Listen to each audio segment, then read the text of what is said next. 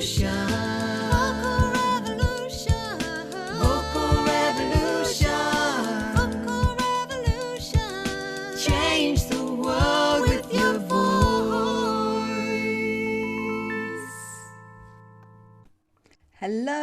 everyone. Welcome to the Vocal Revolution. Wherever you are, thank you so much for tuning in and listening today.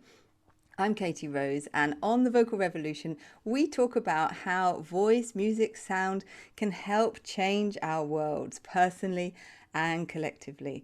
And my special guest today is Michael Doiley. He's an amazing DJ, music producer, life coach, and speaker. And his mission is to help us awaken our spirit to get it dancing like it's never danced before.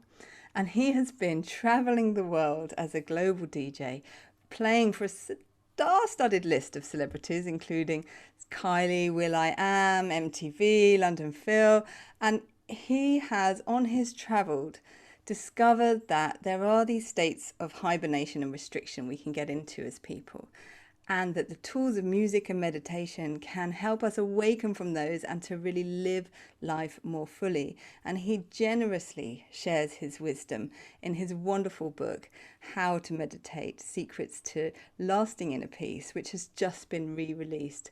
So it's absolutely spot on that he is here today, sharing his wisdom so generously, as he always does, on this kind of quite grim kind of March cloudy day, where in the UK we're trying to come out of winter, we're trying to come out of hibernation and out of lockdown into more awakening. And so thank you, Michael, for being here to share your wisdom with us today. Thank you so much for joining me. Thank you so much, Katie. It's a real honor to be with you today, and it's an honor to be invited. We've known each other for a little while now, and I love what you do.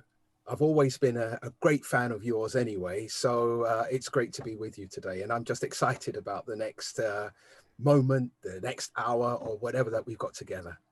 Thank you so much. And yeah, it's just been awesome because Michael and I live in the same community in South London. So I've had the honor of bumping into him on many occasions and sharing the community together.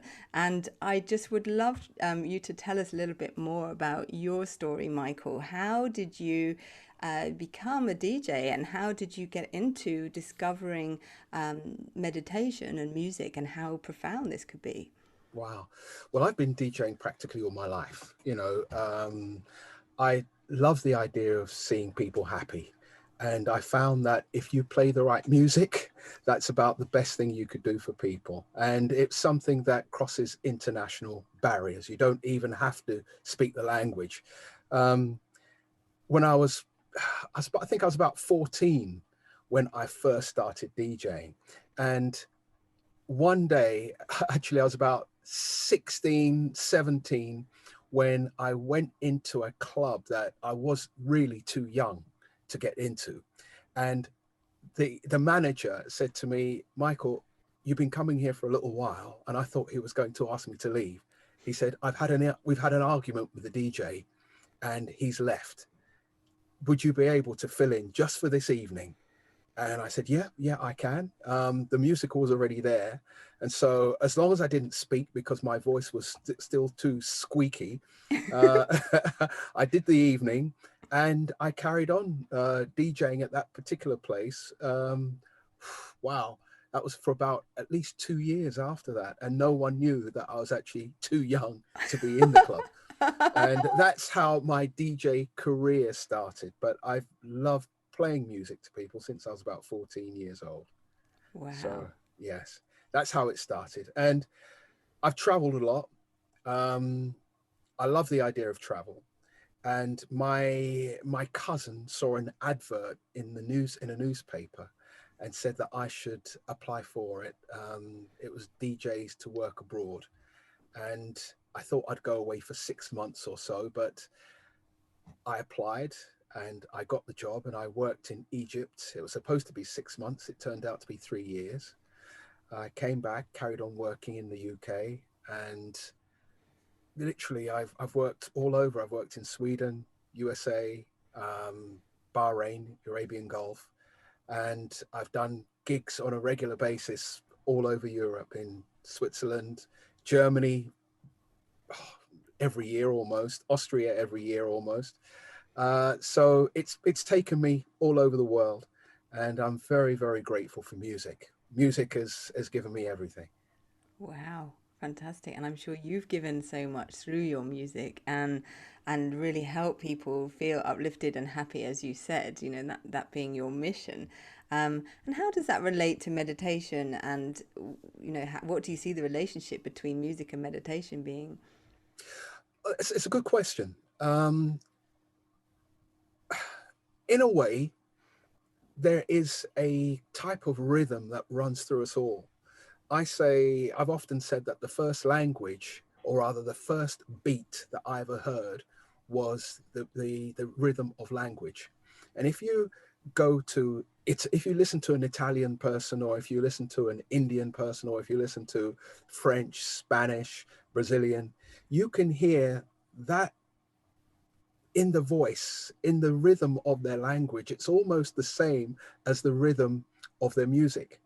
And that, in a way, is the first type of language. When you close your eyes and you fade away almost into nothing, there's still a rhythm going on in the background. Um, I found that when I've been abroad, no matter uh, how much problems I have speaking the language, especially when I first went to the Middle East, couldn't speak a word of Arabic at first. I speak Arabic now. Um, I found that the music would translate. People would know about my personality very quickly just by the music that I was playing for them. And it was quite easy to make friends through music. People would often assume that you have to be a certain type of person because of the music that you play. And quite often that's the truth. Mhm. Quite often. Wow. And would you say, I have this feeling that, like you say, when we get in touch with that Yes. rhythm that's underneath language and underneath music, and the rhythm Yes. of our heartbeat, which, you know, we're powered by rhythms as human beings. Yes. And is it getting in touch with those rhythms that take us potentially into these states of happiness and meditativeness, or what is it that's generating that? I'm going to tell you something that I haven't told many people. And one day I was coming home from a gig, and it was quite late. Uh, and I felt a little bit hungry, and I thought I'd have something to eat before I got into bed. Now, this is a deep story. It's a bit heavy. So, some of your listeners, I want to prepare you for it. It could be a bit of a surprise. So, please have an open mind with this. Um, I came home, made myself something to eat, maybe a bit too quick, took a quick shower, jumped into bed, and I felt strange. I couldn't sleep properly. And I got up out of bed. And when I turned around and looked at the bed, I was still asleep on the bed. And that, of course, blew my mind. But in that moment, I felt that I was dead. I felt that I'd passed away, and that was it. And so I thought the best thing that I could do was write a letter, like a note of apology to some people who I felt that I'd let down. And first of all, it was my sister. I was supposed to take her to the Girl Guides. And then it was a friend of mine who I was going to take for a job interview. And as I was doing this, I got a piece of paper out of my desk drawer, and I was writing these things down. And my my bedroom door was slightly open, and my cat came in and went underneath the bed. And I noticed in the ceiling there was a light that was, at first it was about the size of an inch in diameter, and it started to grow wider and wider. And I felt a pull. It was a gravitational or magnetic pull, and it seemed to be pulling me upwards, but I had to keep on writing because I felt that there was so much that I needed to do. But if I couldn't do it, I had to apologize for not doing it. I had to show accountability. But Katie, what I heard was music. There was music, and it seemed to be coming from above. It seemed to be coming from the stars. Wow. And as I looked up, I could see the stars because this situation had brought about the complete hole in the ceiling that I was able to. I know I was able to float through if I wanted to, if I chose to. But I grabbed onto the table and I kept on writing. I looked up, and as I continued writing, the ceiling started to close. The music was still strong. I finished writing, but it was too late. The ceiling was closed, and I realized that I only had one option now, and that was to go back to the bed. Now, as I said to your, I apologize to your listeners who may find this a bit freaky, but it's one of the reasons why I feel so strongly about our connection with music. I feel that it's something that transcends our physical experience. I feel that it's something that is spiritual and transdimensional, and it's more than just what we think it is. I went back to the bed and I laid down, and as soon as I did, I threw up the food that I'd eaten very quickly a little while before. And as I woke up, I was convinced that it must have been the freakiest dream I've ever had. And I asked myself, how could I prove this one way or the other? And I thought the best way would be to go to my notes. Obviously, if I'd written the notes down, then obviously this happened. I went over to my drawer, and I could see that the pen and paper was still inside. I hadn't physically taken it out. And I felt a little bit disappointed at that. But then I remembered that my cat had come into the room and went underneath the bed.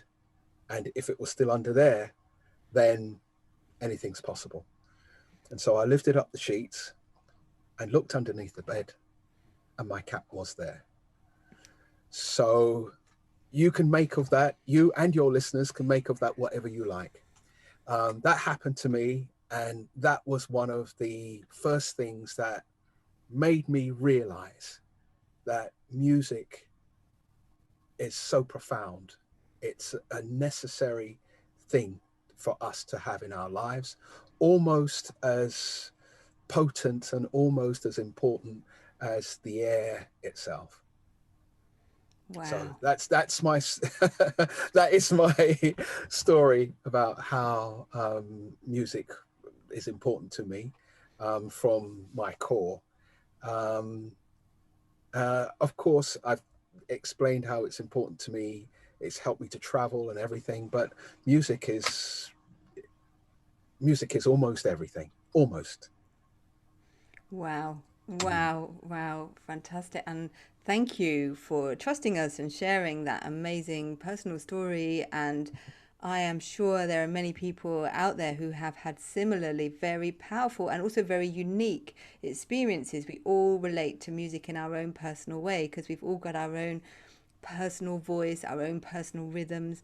And thank you for sharing that with us because I think there are lots of stories that sometimes we don't tell because we think we might, like you Yes. say, freak someone out. And Yes. actually, I think a lot of us do have these experiences of music being transcendent in some way and lifting us out of the everyday. And Yeah. I think that's why a lot of people go to concerts and things to have something different, to have an adventure, to go to be enchanted for an evening. Um, Absolutely. and to go somewhere different and to come out feeling different. And that's what this, the vocal revolution is all about, is this transformative. That's what I've personally always experienced. Yes. Music is transformational. It changes me personally every time I sing or every time I engage with music, and I can see it changing other people around me. And talking of that, talking of how you've talked about how music has shaped you fundamentally, Yes, and what have you at the witnessed? core. Yeah, at the core, absolutely. And do you have stories of how it might you've seen it change other people as well around you? Or I'm sure loads and loads, but yeah. Well, yes. I mean, it's I'm heavily involved in music. I produce, I write, and so I often one of the things, because I'm a school governor as well, and one of the things that I really enjoy doing is bringing young people to our local studio here, Antenna Studios in Crystal Palace, and if I've got a singer that I think they might like to meet and whose story might be interesting, then I'll bring them along to a session, to a recording session. And it's just, it really is so rewarding to see the look on their faces as they hear and see how music is made, how the the passion, the love that goes into singing and the creativity, the whole thing. Um, that is perhaps my strongest, I suppose you say, relatable feelings. When I see young people almost find themselves. It's not for everybody. A career in music is not for everybody, but everybody can appreciate music. And so when you bring someone into the studio and they're surrounded by the music, uh, it really does lift me. Yes, I can imagine, and how Yes. wonderful for those young people to have that experience and to Mm, be surrounded by, as you say, to surrounded by music. yeah. Amazing. I mean, Katie, you know, because you're someone who I've seen helping people in so many different ways through meditation as well. Um, when people go to nightclubs, in general, it's to escape. It's to escape sometimes because their lives are boring, or sometimes because their life is hard, sometimes because they're going through certain challenges. Obviously, sometimes it's just for a night out. But often when people go out, it's because they want to block something or they want to enhance a happy feeling. And in that moment, you can see great changes. You can see how music helps them to forget any problem that they might be going through. And when you're a DJ or you're a producer or a singer such as yourself, and I would encourage anybody who hasn't heard Katie sing to please listen to any one of her albums. She's awesome. Um, you see the effect, and it's in a moment, real life or their life is suspended and they are transported to a place that they want to be. Sometimes it's a memory, and sometimes it's an ambitious place of the future. But music is one of those things. Music and meditation are the two greatest ways of achieving a particular state of mind, a particular state of being that is much more difficult to find using or doing other things.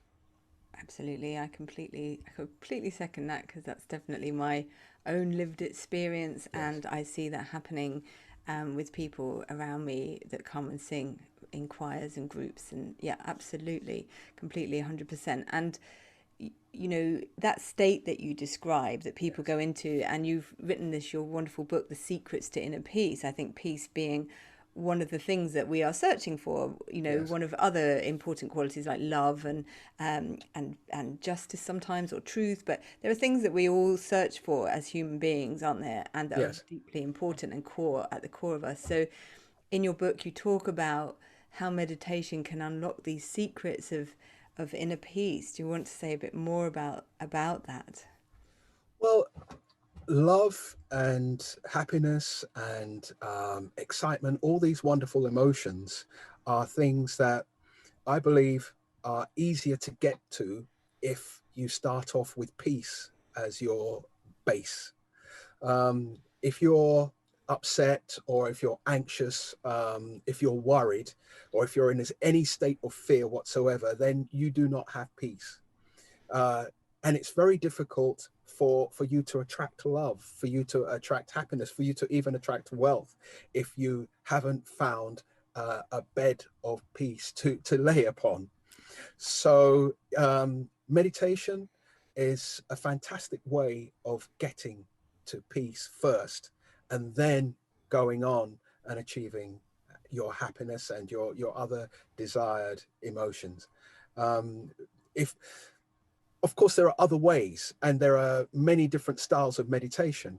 My wife, for instance, she likes to just go for a walk, and sometimes she'll put her earphones in and listen to her favorite music. Um, you can go for a walk in the park, you can go for a walk by the beach, you can just play with children, play with your pet. There's different ways of meditation, and so I will not say that one way fits all. It depends on what's going on in your life. I always tell people, don't expect to go from a state of anxiety straight into a state of jubilation. Try to take it one step at a time. Um, Look around you, see something that you're grateful for. It could be just your partner's smile, or the smile of your mother, or a compliment that someone might have given you. And then take it one degree further. It could be then friends that you've known a long time, who make you feel good. You can think about those people, and then keep on taking it one degree or 1% more, and then you'll find sooner or later you will get to that state of happiness. You'll get to that state of peace. But don't don't think that it will be easy to jump from fear straight into the heart of love, or straight into the heart of happiness. You know, be kind to yourself and have patience with yourself, and allow yourself to go one step at a time. And don't worry if you don't reach that state straight away. It will come. Have faith.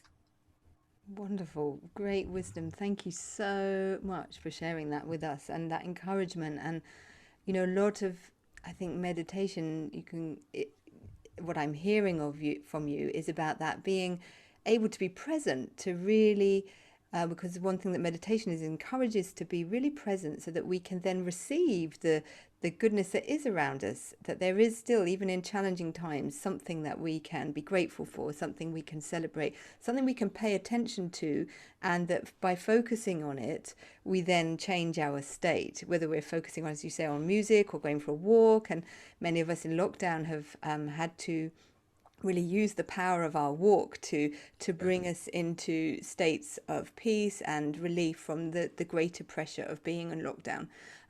So would you say it is about this paying more attention, being more present? Is that kind of... Yes, definitely. I agree with you, Katie. A lot of people are very concerned with the past or the future. Most people are worried that what they did yesterday, last week, or last year is something that people will be thinking about. Some people are worried that in the future, or in the present, when I say the present, the following day or the following week or the following year, they're going to be ill. With this pandemic that we have at the moment, a lot of people are thinking about sickness, about unwellness. This is ever pervasive within society. You can't open a newspaper, you can't look at a TV show without someone talking about the pandemic. Yes, it is something that's very serious. Yes, people are becoming very ill because of it. But sometimes the worry is as deadly as the actual sickness itself. And if you cannot go anywhere without seeing images and hearing sounds that remind you of something that is so negative, then in a way you've got very little choice but to succumb to this general cloud that is bearing down upon us. That's why meditation, and that's why I rewrote my book, particularly for this era. We have been pressured into fear. And yes, there is a fair amount, of course, to be worried about, especially with regards to our older people and people with underlying health issues. But however, worrying does not help the situation. Fretting and being anxious only increases the chances of becoming ill. We have within us, nature built within us, a state of fight or flight, meaning that if we perceive a danger, certain parts of our body's functions will close down so that we can deal with the danger at hand. So, for instance, if we saw a saber-toothed tiger or a bear running towards us, all of our bodily functions would probably close down apart from our extremities, our hands and our feet, so that we could get away from the bear. This is okay if we're living in Neanderthal times or caveman times, that's fine.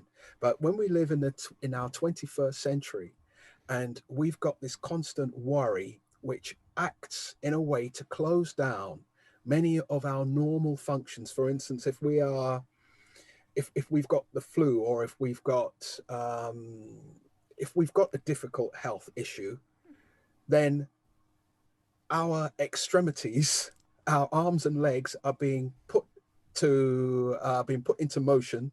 Our adrenal system has started to charge up, and we don't need that because we don't have to run away from anybody or anything. What we have to do, as you said already, is get present. Is start to think about what we want and who we really are. We are powerful. This bag of biology and intellect and electricity has taken millions and millions and billions of years from stardust to our present form to create. And we have the ability to cope with most, not all, but most of the negativity that comes our way. But however, we have to be present in mind. And when we've got this fear all around us, it doesn't help our situation in any way, I'm afraid to say. Yeah. So that's my thought. And I know a lot of people have different thoughts on the issue. And as I said, yes, it does exist. This pandemic does exist. But however, it's being made worse by the fear of it. I think that meditation will certainly help. Absolutely, absolutely. And so, what would be your top tips, just without giving away all the secrets in the book, but obviously, but could you share a secret with us? Maybe just one about what's a tip that something that helps? You mentioned about noticing things, being grateful. What's a tip that might help us when we are feeling frightened, when we are feeling, gosh, I've been distracted, or something's coming, like a piece of news has come in and I'm feeling a bit wobbly. What could people do that would help them just start, as you say, start releasing that fear and start maybe accessing a bit more peace to help them feel more resilient in the face of all of this? Well, one thing that they could do, which is it's quite physical, and that is to concentrate on their breathing. When we breathe, generally speaking, most of us use about 50% of our lungs. There's something called the diaphragmic breath or belly breathing, where you extend your stomach as you breathe in. That way, you breathe in more oxygen into your lungs, and it's actually better for you. But what that also does is it stimulates your chest, it stimulates your cardiovascular system, and it also helps your heart beat even better. Um, and it takes your attention away, even if it's just temporarily, off of the problem that you think you have at that particular moment. And I would say whenever whenever anxiety or stress hits you very, very hard, the first thing you could do, I know it sounds very basic, is take 10 deep breaths before you make your next decision. Don't rush into saying something that you might regret or doing something that you might regret. In the moment when anxiety has really hit you, take 10 deep breaths and try to extend your stomach outwards as you breathe in, and then push your stomach inwards as you breathe out. And just in case, because we obviously can't go into it in detail, you can read about it in the book or just look up online. And online, just look for diaphragm breathing or belly breathing, and you'll see exactly what I mean. Absolutely, and that's a fundamental part of singing because I know Right. people tuning in, a lot of people may be singers or come to singing groups and will Yes. know that's part of every singing workshop is and warm up is to start taking those deeper breaths because as you said, you said right at the beginning, like music and apart from air, music is, the vital, one of the vital things in life. And music, of course, rides on the air and our voice Yes. rides on our breath. So, of course, and literally we get inspired when we breathe in and we express ourselves as we breathe out. So it's a fun being in touch with that most basic, most primal uh, conduit of our lives that we can't be without, of course, takes us into a different state, a calmer state. And I've found, yes, before any gig, that's one of my routines. 3 deep breaths. Okay. It's the critical thing. Yes. Those deep ones. Yeah. Absolutely. And also, I would have to add gratitude. Mm. We spoke about it a little bit earlier. Being grateful for the gifts you have around you is also fundamental to achieving clarity and getting back to your core. When things are not going so well, there's always things around you or always things in your mind that you can feel grateful for. You know, we live in a nation that is helping to give people furlough. We live in a nation where we've got running water. We live in a place where we can speak our minds. You know, we've got some fundamental, basic human rights that in some places they don't have. Mm. And I don't want to get political, of course, but literally just to step out and look around you to see the green. Um, we've got an abundance of green here in England, and it rains so much. It's raining today, but the silver lining of that cloud, of that grey cloud, means that we've got a wonderful green country. We've got lots of fresh fruits and vegetables, and we have great wildlife too. And those are things that you can be grateful for even before you begun to feel grateful for your hands, your eyes, the fact that you can hear. Let's just start at the very, very basics. We can communicate. We have to be grateful for that. We have free minds. you know we can think, we can be creative. Nelson Mandela went into prison for over 25 years and came out a free thinker, came out to be the president of his country. Why? Because even when he was in captivity, he still had his mind. And whatever's going on with you, whatever's going on with anybody, we still have our mind. We still have a way to make our lives better through mind alone and through the willpower. So, yes, we've got a lot to feel grateful for. So, gratitude is the mental thing, and breathing, especially belly breathing, is the physical thing. Those two things will get you a great start in your day. Absolutely. And I find a gratitude practice can be really good at the end of the day. To Yes, just say, to just look back through the day and say at least five things that you're grateful for, what was absolutely. good, okay? And especially in lockdown, that's been a really important practice to me, okay? I spoke to my mum on the phone. I had a lovely walk, these kind of things. I was able to cook dinner, whatever it is, just being really thankful for the fundamental parts of life. As you say, there is Yes, always something. There's always yes, something, because the negative part of our mind, which is preyed upon by, as you say, external forces, that negative inner critic voice and is always going to spin us a story that says that everything is much worse than it is, and yes, that's when we get into states of anxiety, of course. So and yeah, I find that the inner critic is something that people, of course, really battle with, particularly around their voice, around their expression, around their. It can really inhibit people, and what you talked about in your biography, which is about these states of constriction where we've got negative beliefs that kind of hold us in hibernation, yes, and that actually meditation music is a way of busting out of some of that stuff and actually yes, it is. realizing it's not real. um, yeah, what experiences have you had of that awakening, or what can you say more about the awakening voice? It's it's difficult.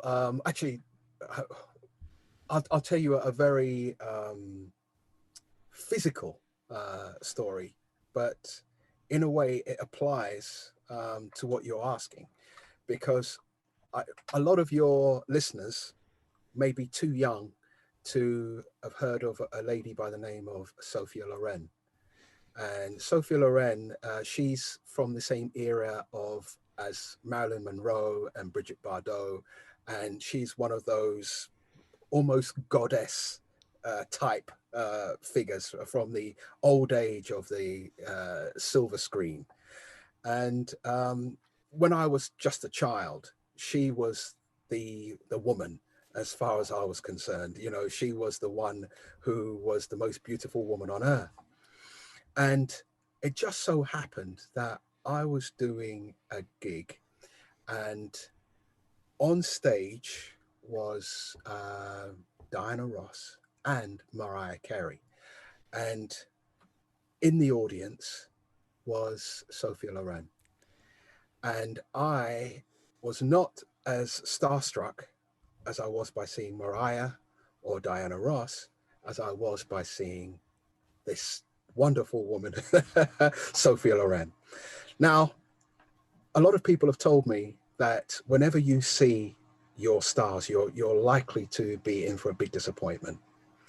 But I thought I'm going to try my best to speak to her, because I don't know when I could ever have an opportunity like this ever again. As a matter of fact, I knew I wouldn't be able to. So I walked towards her. There was about 600 people in attendance, but I walked towards her and she had a bodyguard standing next to her. And I waved to the bodyguard and I said, "Is it okay if I speak to Miss Loren?" And she looked over and he said, "It's okay." I moved towards her, and remember, I was in love with this woman since I was about 6 years old. And so I said to her, "There's so many superstars here, but for me, there's only one, and that's you." And she gave me a kiss on the cheek. And for me, that says so much. And I didn't wash that cheek for about a year afterwards. But what I'm trying to say by that is that sometimes we all have the opportunity to have something great, or to achieve something great, or to realize something very special. And we think often that it's beyond us, that if we even make even the slightest approach towards it, we will either lose it or it's not meant to be for us. It's something too special. I know this with people that have spoken to me about relationships. They're too afraid to go for a certain person because they think that person's beyond them. With jobs, people think, "Oh, that job is, I won't, I can't, I don't have the qualifications, or they will never look at someone like me." Even working in a different country and all of these things. And what I've found is that if you have the right intention, and if you move forward with that intention, with purpose, with love, if you like, then at least you've done your best, you know, and there's always a good chance that you might get more than what you even thought possible. I thought I might have got a photo, a selfie with her at the most. I didn't realize I was actually going to get a kiss by Sophie Loren. So that's something that will always stick with me.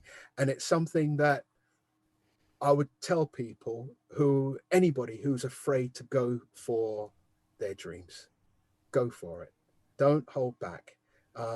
Whatever you have planned for yourself, the universe has even greater plans.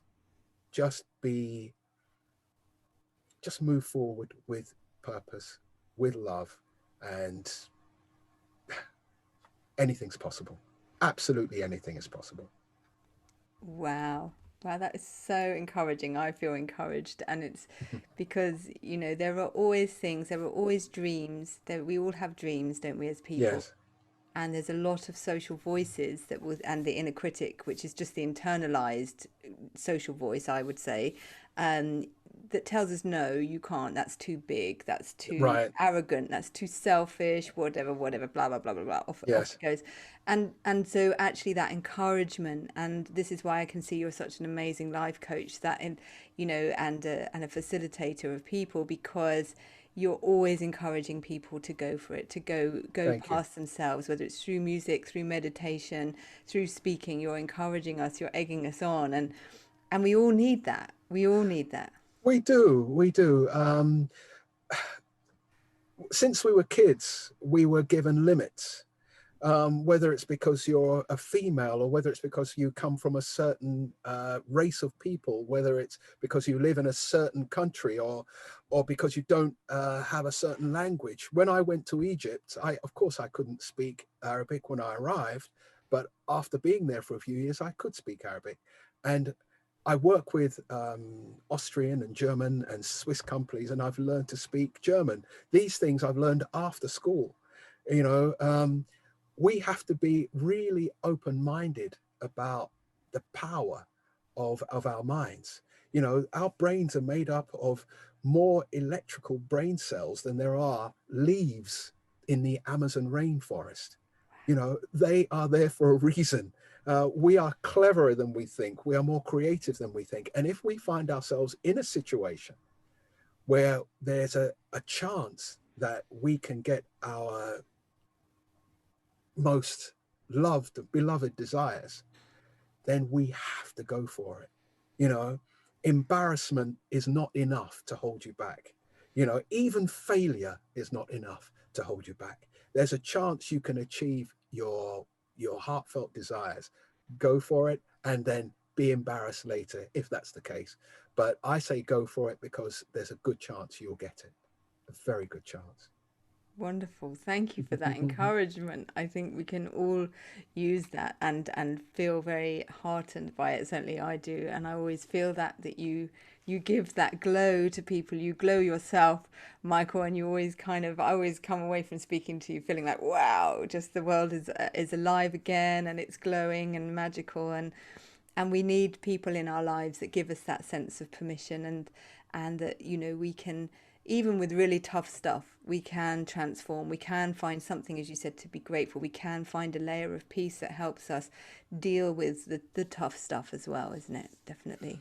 Yes, yes. And I have to reflect that back to you, Katie, because the things that you do within our community, with your singing, with your choir work, and I know that we were in the process of doing something with the school that I'm a governor for, and with your choir, and hopefully after lockdown, we can get that going again. Because I couldn't think of a better person to do this kind of venture with. So thank you for all that you do. Oh, bless you. Thank you. Thank you. I know there's a lot of things that we're all hoping will be able to happen as we come out of lockdown. And what are you looking forward to, Michael? I mean, you've relaunched your book. Is there anything else you want to tell us about what you're looking forward to in this next coming time? Yeah, I suppose it's music, playing to crowds, seeing people get happy, hugging people. Yes. You I can't know, wait. it's I'm really really looking forward to seeing even family members having dinner, across the table, and you know, to be honest with you, I'm looking forward to the old normal.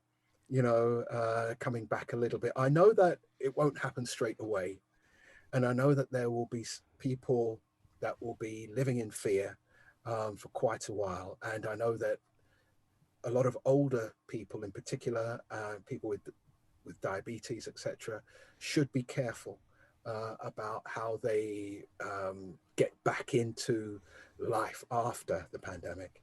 But when I look at even children, I feel that they can see past the mask, and people can feel the love, and people are starting to already adapt, just like when someone who's blind has other senses heightened, or or someone who doesn't have the power to speak has extremely creative hand sign language.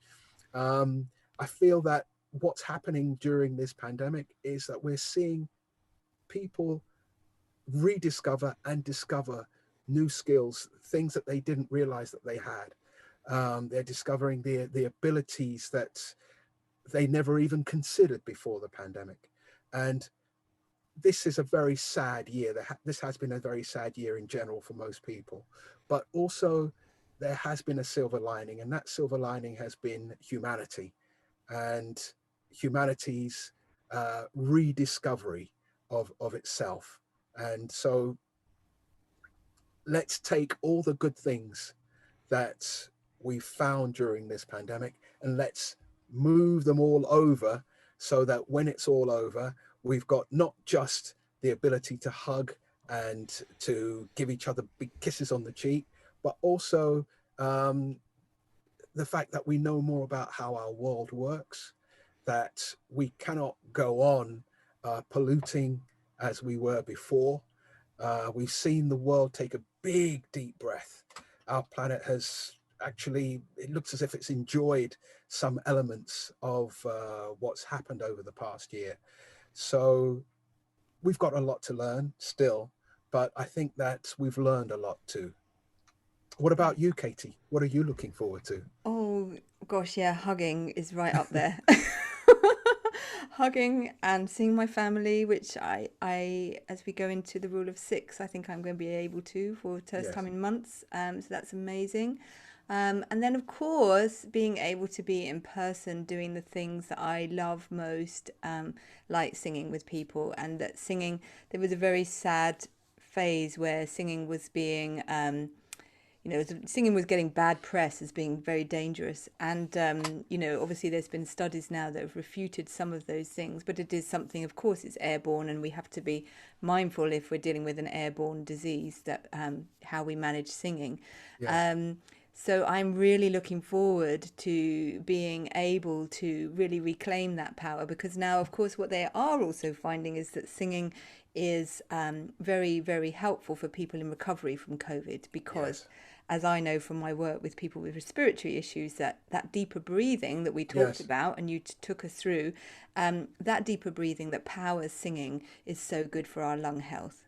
And so yes, if we're recovering from COVID, it will help us basically, yes. and it will help us in life generally as well. So I'm looking forward to all those things of being able to reclaim the joy of singing with people in person, like and hopefully coming to one of your gigs and dancing. Yeah. Yeah, and you've Yes, made some amazing music over lockdown. Actually, talking of, I personally have enjoyed the creative retreat where yes. I have enjoyed creating at home. We've all had to innovate, so I have enjoyed that myself. And you've also been creating some amazing music. Do you want to just tell Thank you. us about that? Yeah, well, I've been just like everybody else. I've had to find new ways of making music, and as I said to you earlier, I use Antenna Studios here in the heart of Crystal Palace when everything is working normally and when we are able to mix. But unfortunately, the pandemic has meant that now we've had to virtually produce. So on the last song that I made, which was called Invisible, I had the violinist was from Dubai. The singer was from Texas, and I had it mixed in Chicago, and then I had it It's edited amazing. over here in London. So, all of that happened, and we none of the artists met each other. Mm. And also because of the lockdown situation, I had to make my own video by getting stock footage that was already available online and piecing it together as if it was made for the video. Now, I've started making videos and I'm really enjoying it. And that's another new skill that I would not have had if lockdown hadn't occurred. So, yes, we've had to be so creative during lockdown if we wanted to continue. And being a music lover, it was not a question of if, it was just a question of how. Yes, absolutely. Those of us that are impelled to be musical will find ways to be musical in whatever situations. And, we Yes, do hear, stories of people surviving the most incredible trauma and still finding music and still finding music as a way to, whether it's in the Holocaust or, yes. other situations of oppression where music has helped people get through the most incredible things. So it's amazing that you've also reclaimed, your music making in a different way. And I love the beautiful trailer you've also made for your book, which I really I'll put links around around this podcast so that people can access that because it's really beautiful. That Thank you. and your voice as you speak us through it is just stunning. Well, I thought as I learned how to make my own videos, I thought, well, as I'm releasing the book, maybe I can do something with a trailer for the book. I haven't seen many trailers for books, but I literally had nothing else to do. So Why I not? thought I thought I would use that time and do that. And I was quite pleased with the result, and it's made me think about doing a trailer for another book, which you have contributed to.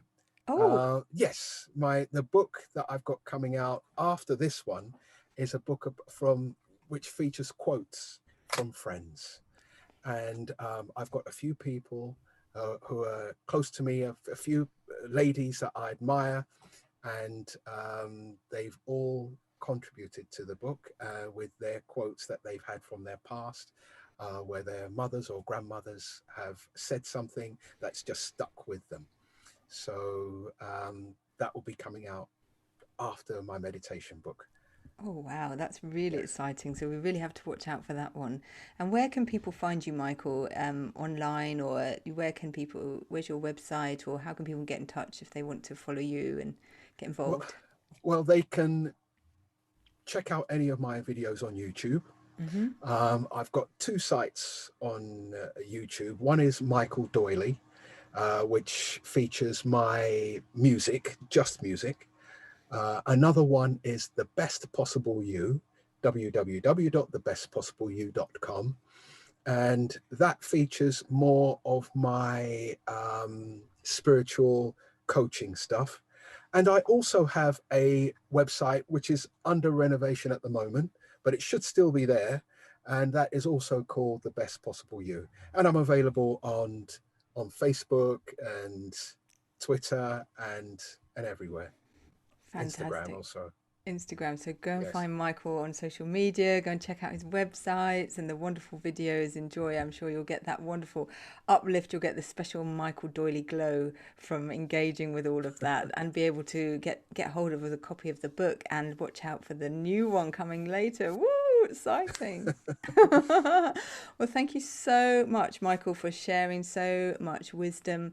Thank you. It's just been amazing. It's such a rich conversation. I knew it would be, and I really appreciate your incredible generosity of speaking Oh, with us today. It's been I, amazing. as I said, I hope I didn't freak out some of your regular listeners with some of my stories, but they were all true. And whenever if anybody that knows Katie will know that whenever you sit with her, you can only speak honestly. You know, that's what you bring out in people. And so it's been an honor for me to be with you, to share your vocal revolution today. Thank you Fantastic. so much. I'm very grateful. Thank you for being a revolutionary with me. Yay! And thank you for all you're doing and contributing at this time to the world, Michael. It's really, really wonderful. And Michael and I, I'm sure, want to just thank everyone who's listened and tuned in today. Thank you so much. If you want to stay tuned, please check out my website, therosewindow.org/vocal revolution Zoomcast. That's where you can find all the other episodes and hear about what's coming next. Please do stay tuned, and we really wish you, I know we both wish you all the very best. We wish you the revolutionary blessings of music and meditation, and of course inner peace. Absolutely. Thank you, Katie. Thank you Wonderful so to see much. you as always. And you, Michael, thank you so Take much. care. Thank See you. you. Take care, everyone. Bye bye. Bye.